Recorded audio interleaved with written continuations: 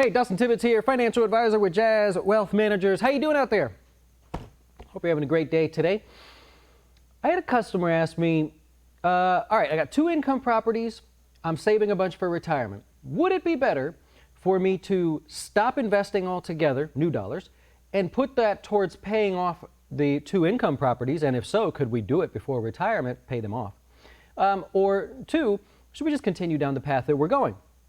And their reason for doing that is they said, if we pay off the income properties earlier, could we retire like a year or 2 earlier? Is there any advantage to doing that? And at first I thought, oh my gosh, wow, most people don't think that far. Awesome for them doing that. And I was excited to kind of go through it, but I want to show you how I did it to kind of give you some examples here, because this is a really interesting way to think about your money. Instead of just saying, no, you should pay off your retirement, your income properties, and you should save for retirement like most advisors would do, we sort of played around with it here a little bit. So come join me.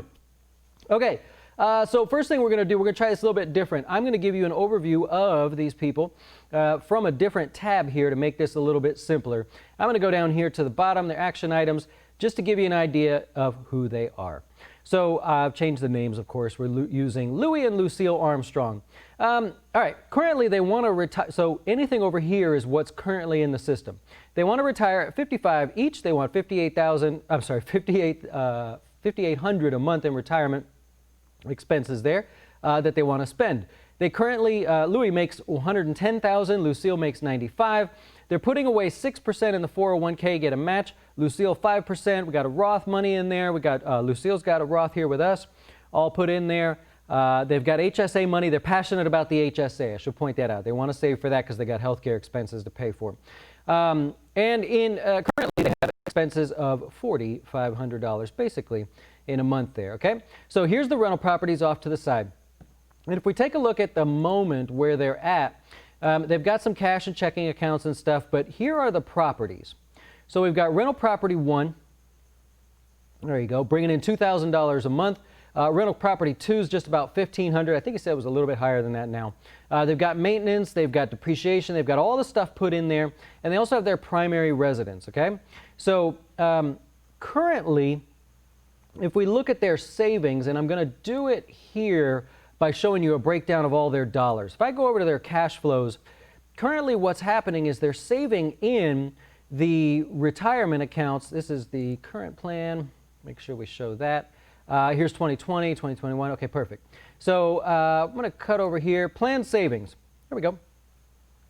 Putting away money in the 401k, putting money away in the HSA, both of them together. I don't know why the other one's not in there. I might have unchecked it there. They're saving $12,000 in their 401k, so I should be ready with that. Let's go over to savings. We've got 6% in there, match up to 6%, perfect. Lucille 5%, $1,500 in the Roth, already starting that.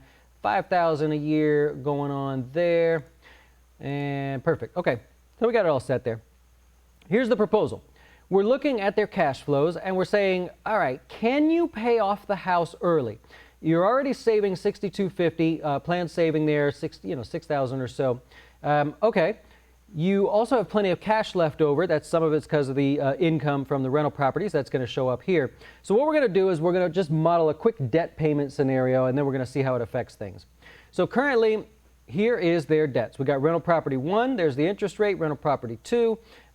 We've got a credit card there apparently, and we've got a joint debt. So what we're going to do is we're going to say if we're paying off, or if we're investing about $12,000 a year, let's take this and say we're going to make an extra $1,000 a month payment. And I'll just say same priority for each. Now they want to retire. Nope, that doesn't help there. We're going to have to go with the highest and lowest interest rates there. Let's take a look and see what we got. Okay, so here we go. If we do this, we pay an extra $1,000. They're going to pay their debt off 131 months sooner, $88,000 extra debt free, but that's not the concern for them. They just want to know if they can pay it off. End of 2027. I think that's about their retirement age because they want to retire at 55. So let's just make sure we got that right. I'm going to take a quick look. Can we pay off these homes before retirement date? Yes. Okay, perfect. So in their current plan, they're going to retire in 2027.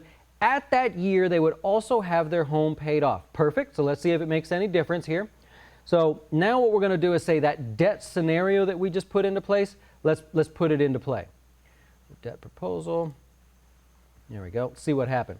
694,000 end of life there. Perfect. So we got a little extra dough. It makes financial sense in terms of leaving money or having more money at the end of the day to go ahead and do that. Oh, we forgot something. Sorry. We have to stop investing. We're not just going to go throwing thousands away. We've got to take away the 401k.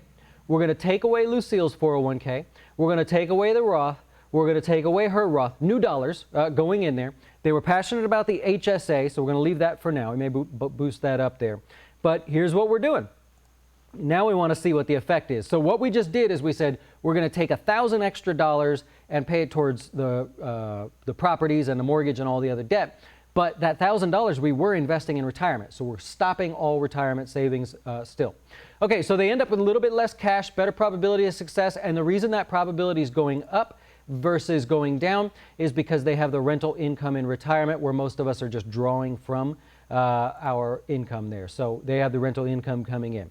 Okay, next thing we're going to do is, since they're retiring early, 55 is the goal, or we're going to try to shoot for a year earlier. Let's see. But the next thing we're going to do is realize that since they're retiring early, there's got to be a different way that they take money out of their retirement accounts. They're not going to be able to just start grabbing from wherever they need money. So what we're going to do is look at the distributions of their dollars in retirement, since this is a unique situation. And so what I'm going to do is go over to the distribution chart here. I don't know what, they must play with some conversions or something. But if we look at just the normal way that any financial planning software would look at your withdrawals, they would just say, well, you must be taking from everywhere. We have the ability to actually dial in a little bit more.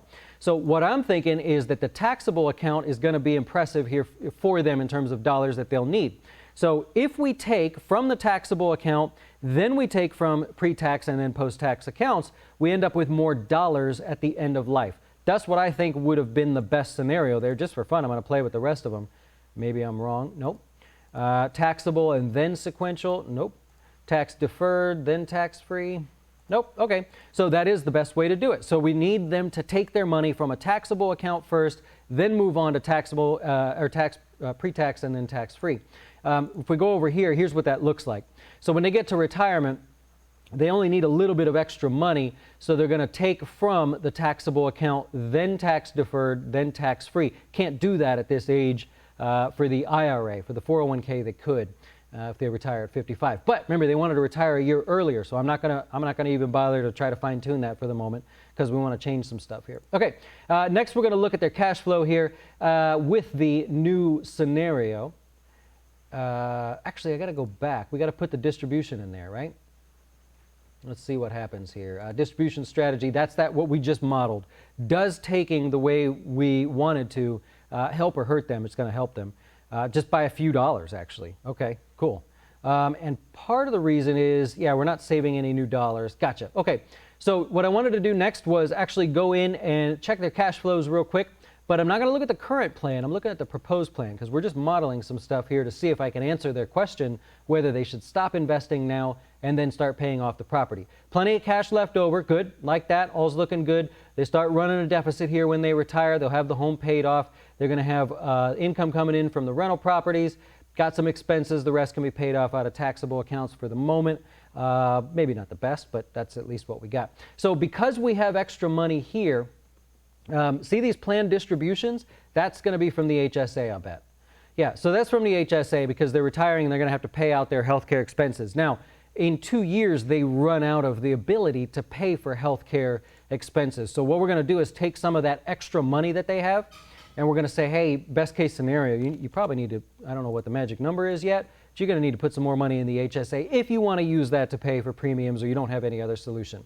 Helps them out a little bit, of course, because they're adding more money. So that's one way to look at it. We're going to go with the optimum strategy on Social Security because the system's currently just estimating. So we're going to take their years of service, going to take everything into play. I can dig into that in a little bit, or maybe that'd be a better video as well. Probability is not an issue. They're looking good there. You know, all we really have to do now is dial in the investments. I think this is pretty good. Take a look at this. Their investments currently, the way they stand, they're what are they? They're 35 years old here. They could afford to be taking more risk. They're not taking enough risk. We need to be more aggressive, in my opinion, with at least some of what they have. So I'm going to change that up as well. This is usually at the end where you get to things like this, but let's go with the allocations as most aggressive. Just before I bug them, I want to make sure I've got the right answer here. Yeah, all right. So there's stuff in there. They've got to have some investments that are just really, really conservative. Something's messing with them. Bonds, there you go. It's all bonds. So somebody's got some bonds in there. 137,000 in bonds at their age. No, sir. Or no, ma'am, if it's Lucille. We'll save that for another video. But the bottom line is, I was trying to answer the question for you before I got off on this tangent. Can these people stop saving for retirement, zero it out, and focus on their debt strategy that we modeled for them to pay off all their debt, which would happen before they retire, and then they could live off some of the income from the rental properties, of course, and their savings? That really helps them. So what I was trying to show today was not always do we use retirement as IRAs and 401ks and things. Sometimes we use retirement as a total strategy. We've got rental properties. Maybe we should pay them off sooner. Maybe we should let the note go. Maybe the interest rate's so low. In this case, it really helps if they pay that off early, pay off their debts as well, the other debts, and then they can live on that income in retirement. And one thing before I go, one thing I wanted to point out, if I go back over here real quick, this is going to look a lot different than most people because they have income in retirement. You see their probability curve here? Notice how it's not going down. So once we get through this early retirement, they've got money just coming in from these rental properties. These aren't like filthy rich millionaires. They've got 2 properties. They're just going to follow a strategy that allows them to pay it off. Just for fun, they did want to retire a year earlier. I didn't do that. You're still with me. Hang with me here. This is a little bit longer than we normally go. Okay, so can they retire a year early and follow this plan? Number 1, they're going to follow the plan because it makes sense for them to do that. Number 2, can they retire a year early? Yeah, no problem. So they can retire a year early. They've got $564,000 worth of cushion there, and they've got that income in retirement with everything paid off, Social Security being taken and everything. That's nice. Yep. Very clever. That was a lot of fun for me. I don't know where you guys stand. But bottom line is, if you have sort of complicated financial scenarios in your life and you want to model through different paths to go, absolutely, you got to ask these questions and really work through this with whoever you're working with. If it happens to be us, I'm happy to help you. You can see I just love digging through it. I love seeing the numbers move around and stuff. So we've got a pretty dialed in plan here for this customer, which that's not their real name, but we've got for Lucille and Louie. I have some concerns about the investments. I would dig and spend more time on that. That would be the fun part for me, to make sure we're not just swinging for the fences just for the sake of swinging for the fences. It's that bonds. We got to dig into the bonds there. Hey, anyways, I'll run. I know this was a long one here today. Thanks for joining me. Thanks for paying attention. If I helped you in some way, hit the subscribe button. I was really just trying to overview a different thought path. So I hope you enjoyed it, and yeah, enjoy the rest of your day. See ya.